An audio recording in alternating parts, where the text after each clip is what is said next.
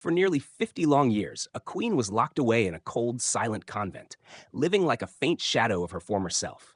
With each passing day, she sank deeper into isolation, into the unfeeling stone walls that surrounded her. History, with its cold and indifferent pen, gave her a haunting name, Juana la Loca, Juana the Mad. But what truly drove a rightful queen, a woman of royal blood and sharp intellect, to the depths of solitude and oblivion? Was she truly insane, as the history books claim? Or was it a carefully crafted sentence, a ruthless tool in the game of power, used to sideline a woman who didn't fit, a pawn cast off the grand chessboard of politics? Join me as we seek the truth, peeling back the mystery surrounding the life of a captive queen, to uncover whether Juana was truly mad or merely the victim of one of the greatest acts of manipulation in European royal history. To truly understand Juana, we must go back to the time and place of her birth, a Spain in transformation, brilliant, ambitious, and rising. She was the third daughter of two figures history remembers with the utmost reverence, Ferdinand II of Aragon and Isabella I of Castile. Imagine a power couple so influential their names echoed across Europe, leaders who skillfully united two separate kingdoms and laid the foundation for a unified, formidable Spain. They funded Christopher Columbus's historic voyage, ushering in the age of exploration and placing Spain at the center of the global stage. Juana was born on November 6, 1479, into this atmosphere of prosperity and power. She carried not only the noblest royal blood, but also a sharp and curious mind. Juana was no mere princess, trained in embroidery and courtly dance. She received a rigorous education, becoming fluent in Latin, French, Greek, and Portuguese, and developed a deep passion for philosophy, law, and science. She loved music, played the clavichord and guitar with skill, and excelled in hunting and royal etiquette. Her intelligence and keen reasoning emerged early, painting a portrait of a brilliant young princess far ahead of her peers. Then, at the age of 16, in the year 1496, a dynastic marriage set Juana on her path toward destiny. She was wed to Philip the Handsome of Austria. Philip, the son of Holy Roman Emperor Maximilian I, embodied everything a charming young prince should be. With his striking looks and magnetic personality, he swiftly captured Juana's heart. Unlike many political unions of the time, this was a marriage that began with fiery, passionate love. Juana, a young woman overflowing with emotion, was completely enthralled by Philip. She gave him her heart, her admiration, and a deep emotional dependence. But it was precisely this intensity, this nearly obsessive devotion, that would plant the seeds of the tragic image history would later assign to her, that of the mad woman in love. The roots of her eventual heartbreak were sown in that very love, fierce, consuming, and seemingly unconditional. Passionate love can sometimes be a double-edged sword. For Juana, that love quickly turned into obsession and intense jealousy. Philip the Handsome, undeniably charming and attractive, was also a notorious philanderer. His court in Burgundy was infamous for its permissive attitudes toward romantic affairs, and Philip made no effort to hide his infidelities. Picture this. Juana, a woman of fiery heart and deep emotional sensitivity, forced to watch the man she loved more than life itself openly flirt with other women. Jealousy consumed her, wild, uncontrollable. Some accounts claim that Juana once cut off the hair of one of Philip's lovers right in front of him, or flew into fits of rage, weeping and screaming in despair as he left her behind in pursuit of his pleasures. These outbursts, intense and emotional, clashed with the composed and restrained image expected of a princess or queen at the time, and were swiftly labeled as hysteria, as signs of madness. Philip's court, including the man himself and his Flemish advisors, began to isolate Juana. She was excluded from important meetings, her voice gradually silenced.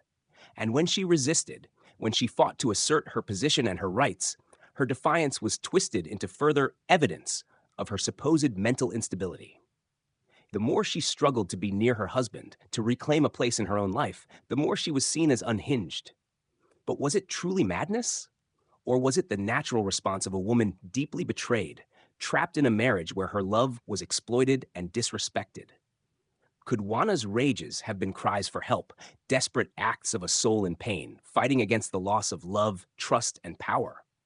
Perhaps what history branded as insanity was in fact the reaction of a woman too independent, too strong-willed to quietly accept the role forced upon her in a society that gave women no voice and no right to feel freely. She was a queen, a rightful heir to the throne, yet she was treated like a prisoner in her own palace, under the cold surveillance of those who wished to control her. And when the tragedy of love reached its breaking point, an even greater upheaval occurred, one that changed the political landscape entirely and thrust Juana into a fate from which there was no return. Her story was no longer just about a broken heart. It became a pawn in the ruthless game of power that shaped an entire kingdom. While Juana was grappling with her personal struggles and the cold indifference of her husband, a far greater upheaval struck, one that would forever alter her fate and the destiny of Spain itself. In 1504, Queen Isabella I of Castile, Juana's powerful and revered mother, passed away. It was not only a heartbreaking personal loss, but also a political earthquake. According to Queen Isabella's will, Juana was the rightful heir to the throne of Castile, one of the two major kingdoms that made up Spain. Her status changed overnight from a neglected princess to a queen with legitimate authority, but the crown weighed heavily, especially on the head of a woman rumored to be mad. Almost immediately, a battle for control of the throne erupted, not from foreign enemies, but from Juana's own flesh and blood. On one side was her father, King Ferdinand II of Aragon, who had built the Spanish Empire alongside her mother. He was unwilling to relinquish the power he had wielded for so long. On the other side was her husband, Philip the Handsome, who saw an opportunity to rule Castile through his wife. Neither of these powerful men could accept that a woman, especially one perceived as emotionally unstable, should hold absolute power. Juana found herself caught in the middle of this brutal power struggle, becoming an unwilling pawn. Her father and her husband took turns trying to persuade, pressure, or manipulate her into handing over her authority. The fierce tug-of-war between Ferdinand and Philip turned Juana's life into a living nightmare, stripping her of what little freedom she had left. She was thrust into a game of power she could never win because her very existence posed a threat to both men who sought to control her. Then, just as tensions reached a boiling point, another devastating blow struck. In 1506, Philip the Handsome died suddenly. His death sparked widespread rumors. Some believed he had been poisoned. For Juana, it was an unbearable loss, a grief beyond comprehension. Despite his betrayals, she had loved him madly. His death plunged her into a state of total collapse. She clung to his corpse for days, refused to bury him, and even traveled with his coffin. Whether these actions were manifestations of overwhelming sorrow or signs of deeper instability, they only reinforced the belief among those around her that Juana was truly mad. And with Philip's death, the last door to power slammed shut in her face. The death of Philip the Handsome was the final straw for Juana. She completely broke down.